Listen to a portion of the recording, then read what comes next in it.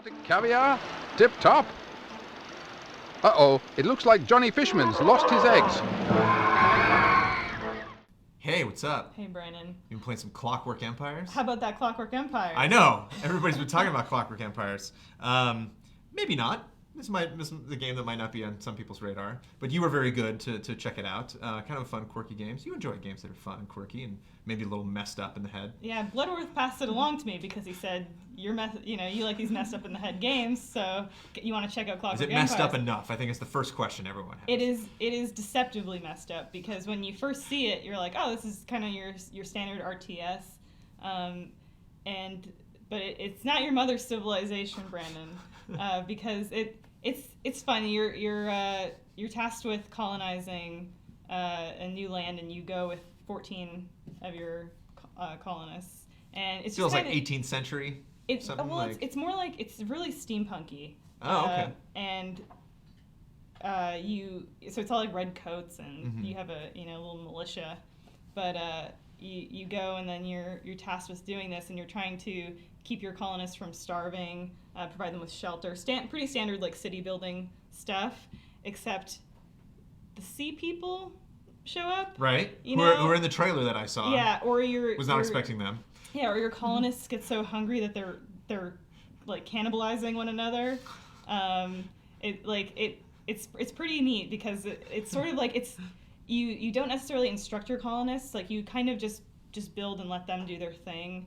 And however, it's more voyeuristic than anything. Would you have to really not be paying attention for them to start eating each other, or is that just kind of par for the course? So what happened? Sooner or later.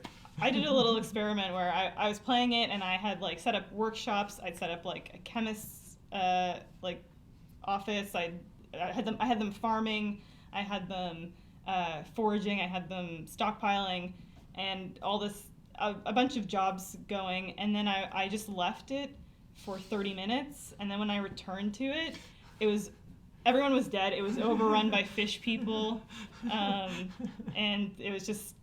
Yeah, it was a disaster. Which may or may not be what you would have wanted to happen. You know? I think that's what they want to happen. I think they want it because your colonists can murder each other. Like you sort of see what they're feeling just through like an emotion bubble above their heads, and you get different like symbols representing whether they are feeling hungry or they're feeling bored or they're idle or whatnot, and like a lot of them are it's like so and so's thinking about murder, and you're like, well, that's not good.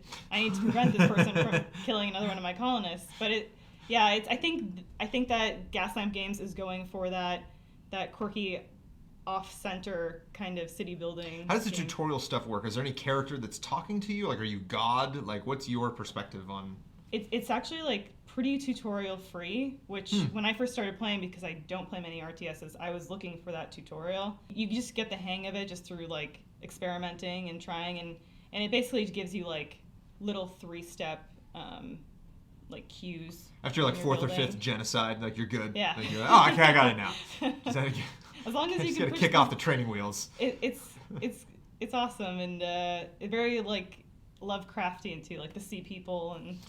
Yeah, it definitely had that like old-timey vibe, which I think plays into kind of like the rawness of it, what it must have been like. It could have been happy to live in the 1800s and be setting up these little colonies and to like make all of your food. Yeah, and I think Gaslamp Games is trying to represent that, but also just be like, if this game goes off the rails, it goes off the rails. But also fish people. Yeah, and fish people. So just enjoy it and watch it happen and have fun. Are there other like supernatural enemies other than fish people? They really wanted to get right in there. You said Lovecraft. I mean, that's very Lovecraft. I was expecting more, but I only have encountered the fish people. Okay.